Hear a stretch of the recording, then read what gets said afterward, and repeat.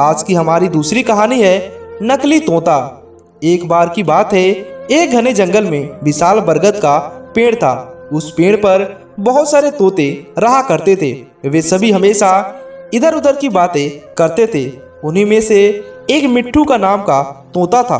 वह बहुत बड़ा और बहुत ही कम बोलता था और हमेशा शांत रहना पसंद करता था। सब उसकी इस आदत का मजाक उड़ाया करते थे, लेकिन वह कभी भी किसी की बात का बुरा नहीं मानता था। एक दिन दो तोते आपस में बात कर रहे थे। पहला तोता बोला, मुझे एक बार बहुत अच्छा आम मिला था। मैंने पूरे दिन उसे बड़े चाव से खाया। इस तरह दूसरे तोते ने जवाब दिया, मुझे भी एक दिन आम का फल मिला था। मैंने भी बड़े चाव से उसे खाया था। वही मिट्टी तोता चुपचाप बैठा था। तब तोतों के मुखिया ने उसे देखते हुए कहा, अरे हम तोतों को तो काम ही होता है बात करना, तुम क्यों चुप रहते हो? मुखिया ने आगे कहा, तुम तो मुझे असली तोते लगते ही नहीं, तुम नकली तोते हो।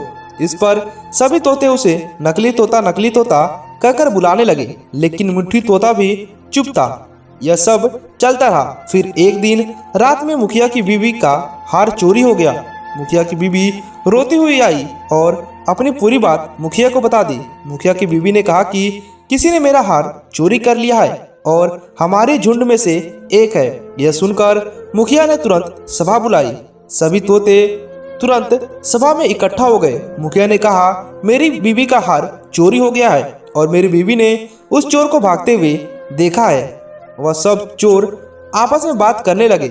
यह सुनकर सभी हैरान हो गए। मुखिया ने फिर आगे कहा कि उसने अपने मुंह पर कपड़े से ढककर रखा हुआ था, लेकिन उसकी चोंच बाहर दिख रही थी। उसकी चोंच लाल रंग की थी।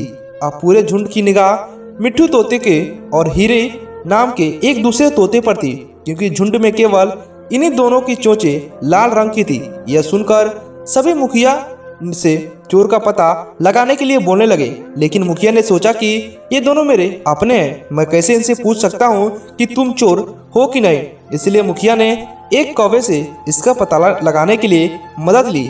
असली चोर का पता लगाने के लिए कौवे को बुलाया गया। कौवे ने लाल चोंच वाले हीरू और मिट्ठू तोते को सामने बुलाया। कौवे ने दोनों तोते से पूछा कि तुम दोनों चोरी समय कहाँ थे?